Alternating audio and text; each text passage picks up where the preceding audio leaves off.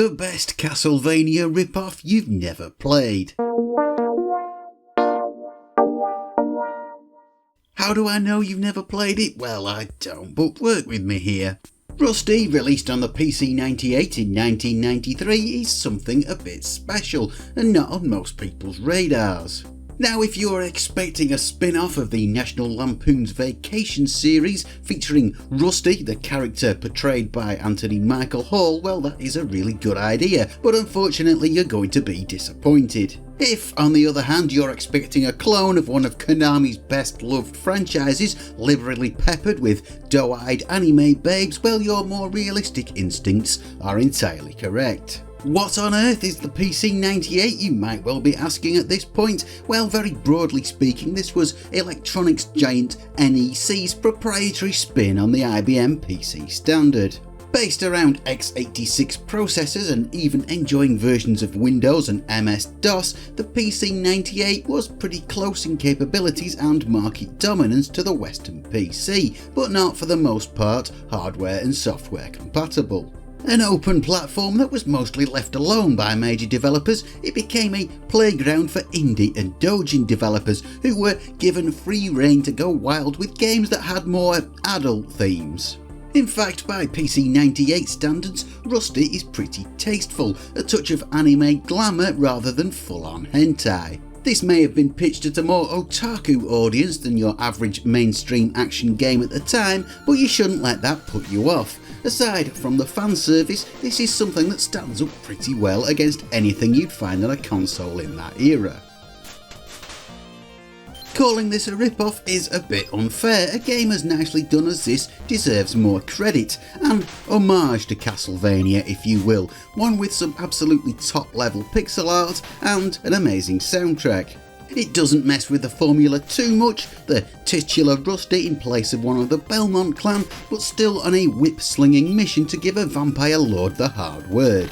The most notable deviation from the Castlevania norm is the lack of sub-weapons. There's no daggers, boomerangs or axes. Instead we have the Mind Power system, a series of power-ups that give various ultra-strong abilities, like the item crash attacks of Rondo of Blood and Dracula X. The game is set across 10 levels in all, a dark fantasy world that doesn't have a lot of surprises thematically, populated by your traditional shuffling horror tropes and decorated with your standard issue spikes and pitfalls.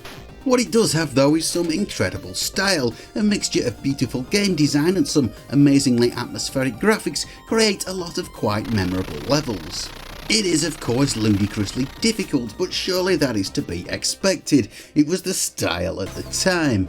The game does though have a save system and infinite continues, making it a bit more manageable, but still far from a casual romp. Too many action games of this era were a bit front-loaded. All the pizzazz, wow and innovative ideas in the opening stages where everyone's going to see it, things going downhill after that. Yes, Shadow of the Beast, I'm looking at you. Rusty though manages to keep things going at a brisk pace throughout, the thrills never dying down too much, and many of the finest moments buried deep in the game where it would have been easy to pad it out with filler. Take a look at Level 2's gorgeous Ghouls and Ghosts tribute, complete with lightning flashes and looking better than the original did on many home systems. And Letters Alight on Level 4's not entirely original but also well realised minecart sequence, culminating in a boss battle highlight against a huge crab thing. You might expect that it would start to go off the boil from here, but it really does not. Level 5's boulder sequence is a brutal but fun diversion, and Level 6's intricate platform sequences add some meat to the bones of the whip-slinging, baddie-pumping action that's very welcome. Most of the main stages are quite non-linear, not really Metroidvania, but fairly complex labyrinthine snaggles requiring some rigorous exploration to find a route through. Borrowing the key system from Konami's own Vampire Killer on the MSX, traversing the levels means finding the right keys to open the right doors, some in plain sight, some squirreled away in well-barricaded corners. This adds a nice twist to the otherwise entirely action-oriented world, extending the life of each level without them overstaying their welcome. The best part of this may well be the last though, the final 3 stages offering some of the greatest gaming and prettiest backgrounds in the whole adventure. Level 7 is a comparatively sedate, straight-ahead run through the garden with some wonky but still nice looking parallax effects, culminating in a strange but inventive boss battle with some trees. Level 8, well, it could hardly be a Castlevania homage without a grueling clock tower section, and that's exactly what this is, an auto-scroller too, just to add a bit of spiciness. Yes, it is controller flinging, monitor punchingly tough, but you'll smile through the pain at such beautifully done player slapping. After fighting your way to the top of the tower, it's a rather relaxing jaunt across the scenic battlements for an epic boss battle with a giant skeleton, good enough to make it seem like it's all worthwhile. And then the finale draws near. The final 2 stages are really an extended ending sequence with 3 bosses to snap your way through, it all coming to a glorious but well unsurprising encounter with the final boss.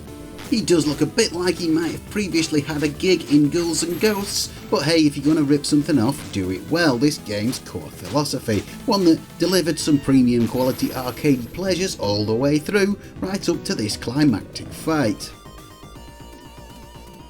Yes, Rusty is a game with a fair amount of body, an impressive demo of what the PC-98 could do. The graphics look superb in every respect, especially considering that the palette is limited to just 16 colours, this restriction made barely noticeable by superb design and very clever use of dithering. And of course I really can't ignore the soundtrack, some top tunes from beginning to end. The PC-98's support for high quality FM sound synthesis gave it a leg up in this department, that's for certain, but the composers, there seems to have been a few of them, did some amazing work, every level having a theme worth listening to. Now, this game never saw release outside of Japan, but it has been masterfully translated by 46 Oku men, not an easy ask, requiring some serious assembly hacking alongside the actual text translation, which also includes the manual, helpfully enough. The translation patch coming out in 2017 and giving non-Japanese speakers access to this game's lore for the very first time, and the ability to make sense of those cutscenes.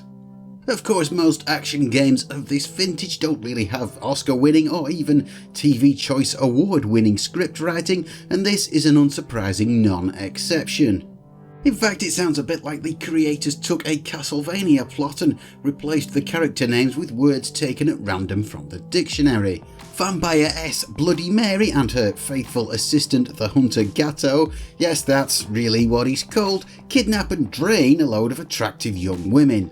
An elaborate plot to resurrect one of Bernie Ecclestone's ancient vampire mates, the Marquis de Monte Carlo.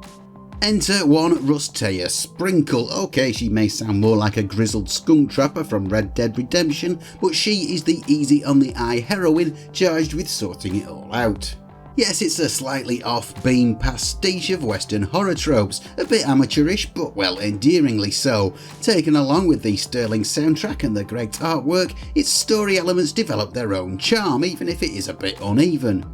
But well, that unevenness does spread to other elements of the game, a few letdowns that might leave you sharpening your fangs and wishing for some PC-98 programmers' blood at their worst. One of Castlevania's greatest love it or hate it features was its slow, deliberate pace, requiring precision and careful thought in progressing. This was backed up with just how well the controls were implemented, a responsiveness, a certain feel that made those games unique and memorable. You might die a lot, but you usually came away with the feeling that it was your fault, not the game. Rusty certainly tries to emulate that, but it's too often just not quite there. The controls seem to be a bit too unpredictable, a bit too hard to manipulate as well as you need to, leaving some sections of the game tediously frustrating rather than just challenging. You might also want to take aim at the whole mind power bonus items system. The items that you can get can be pretty satisfyingly OP in certain areas, but the biggest problem the player faces most of the time though is architecture, insta-kill pitfalls and difficult jumps, neither of which is really helped much by anything you can pick up. It wouldn't be so bad, but these are the only rewards for hunting out secret areas and battling through some of the trickier challenges.